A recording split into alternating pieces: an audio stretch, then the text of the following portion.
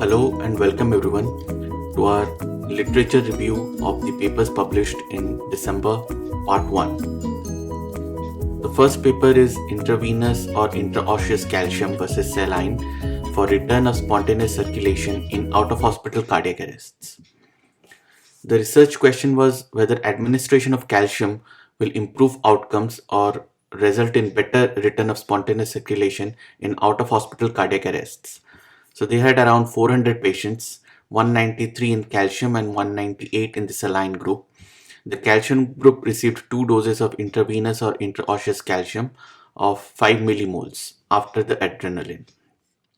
The primary outcome was sustained return of spontaneous circulation. In this, they found 19% ROAC in calcium group and 27% in saline group. So there was no statistically significant difference between the two groups. So as of now, calcium doesn't improve outcomes in out-of-hospital cardiac arrests. Individualized or liberal RBC transfusion after cardiac surgery, RCT. This was basically done to evaluate the individual physiological threshold, that is a central venous oxygen saturation to give RBC in place of traditional hemoglobin based approach. Two French academic hospitals were included. 164 patients were admitted to the ICU after cardiac surgery with post-op hemoglobin less than 9, and they were randomized to receive transfusion of 1 unit PRBC or in the intervention group if only they were transfused if the SCVO2 was less than 70. The primary outcome was the number of subjects receiving at least 1 unit of transfusion. Secondary outcomes were acute kidney injury, stroke, and myocardial infarction, and other things. The primary outcome was observed in 100% patients in the hemoglobin group because it was primarily driven by the levels of hemoglobin, and 79% in the individual group.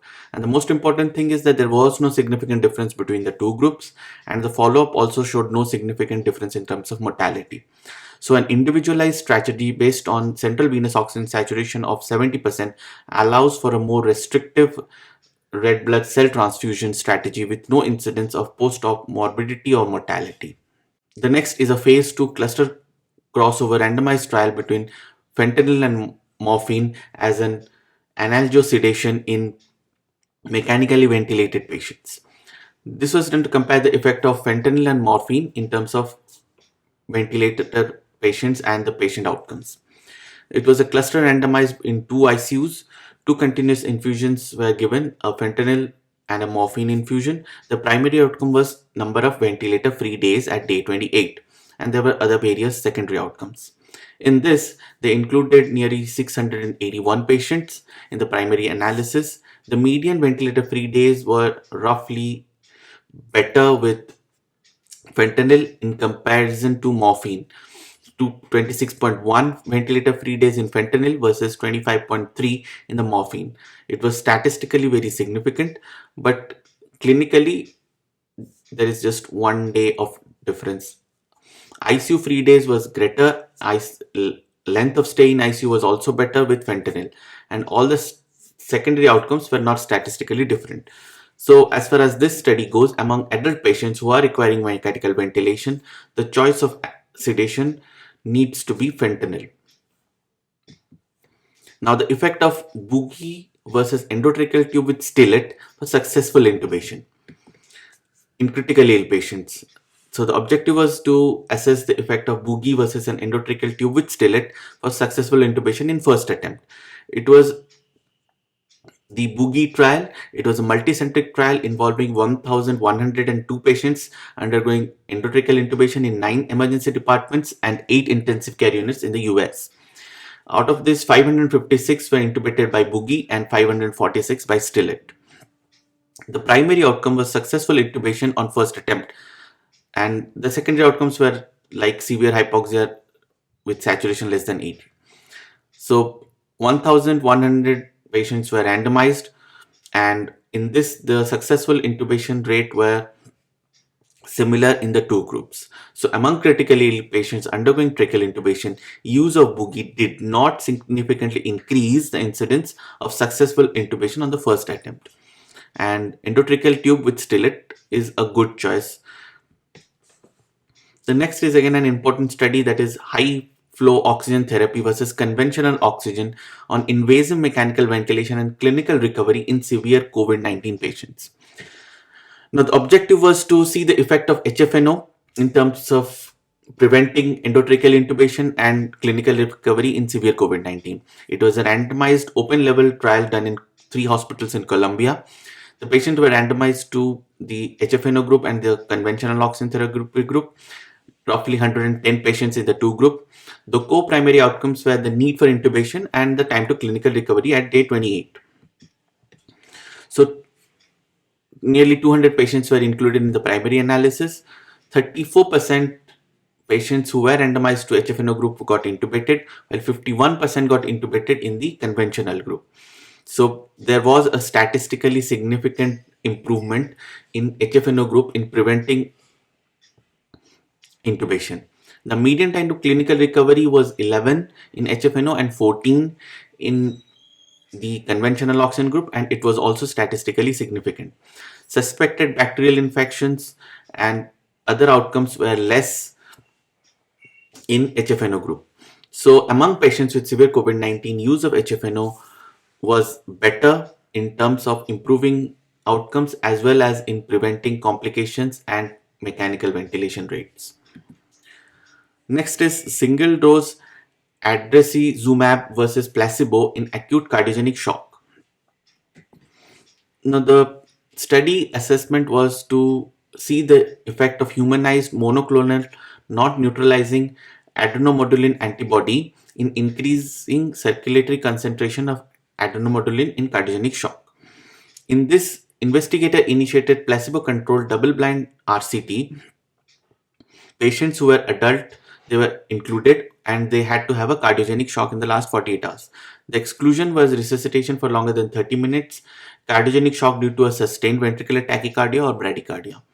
Adult patients in cardiogenic shock were randomized to receive this particular drug versus placebo. The primary endpoint was the number of days up to day 30 within the need for cardiovascular organ support, defined as a vasopressor therapy, inotrope therapy, or mechanical circulatory therapy. And other safety outcomes were also assessed. So out of this, 150 patients were enrolled, 77 in the adrecizumab group and 73 in the placebo group, and number of days without the need of cardiovascular support was not different between the two groups, and there were no serious adverse effects also noted. So adrecizumab was well tolerated in cardiogenic shock, but it did not reduce the need for cardiovascular organ support or improved survival at day 30 and day 90. Now, bolus gastric feed improves nutritional delivery to mechanically ventilated pediatric patients. This is a comparison between continuous versus bolus feeds, the COBO-2 trial. Now, bolus delivery would shorten the time to the goal for nutrition, increase the percentage of goal feed delivered, was the hypothesis. It was again a multi-centered prospective RCT which was conducted in PICU with eligibility of admission from 1 month to 12 years, who had to be intubated for 24 hours in the pediatric ICU with the expected duration of ventilation for at least 48 hours. So 147 patients were included in the analysis, 72 in the bolus group, 75 in the continuous group. The group that was receiving bolus was slightly older. However, there was no difference in terms of patient in each group in achieving the goal, nutritional goal. Now, time to goal feed was shorter in the bolus feed, and median percentage of target kilocalories was higher in the bolus feed, and there was no significant difference in serial oxygen indexes between the groups. So the study showed a shorter time to achieve goal of nutrition with bolus in mechanically ventilated patients. It resulted in an increased delivery of target energy and nutrition. However, further studies are needed to establish bolus feeding as a standard of care in pediatric ICUs. The next is a video laryngoscope versus direct Macintosh meta-analysis. In this, they found that despite the ranking of better outcomes with video laryngoscopes, the current available evidence is not sufficient to ensure significant superiority of the video assist devices over a Macintosh laryngoscope. The next is higher dose versus low dose dexamethasone. In this, they compared 16 milligrams of dexamethasone to 8 milligrams of dexamethasone and found the outcomes. This study was done in Australia.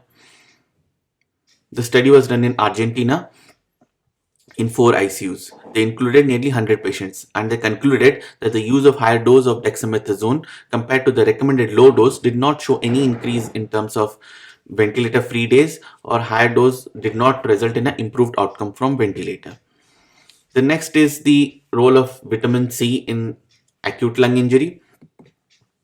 Here they gave high doses of intravenous vitamin C, and they tried to see the effect on TRALI patients. So they included 80 TRALI patients, and they randomized to receive 2.5 grams 6-hourly intravenous dose of vitamin C for 96 hours, and they compared it with a control group, which showed higher median doses of interleukin 10, superoxide dismutase, and C-reactive proteins. So what they found out was the role of vitamin C in reducing the inflammatory markers in TRALI patients. The next is the utilization outcome of extracorporeal carbon dioxide removal, a meta-analysis. In this, they included 25 studies and 826 patients. Out of this, 60% of the patients were receiving the ECOR.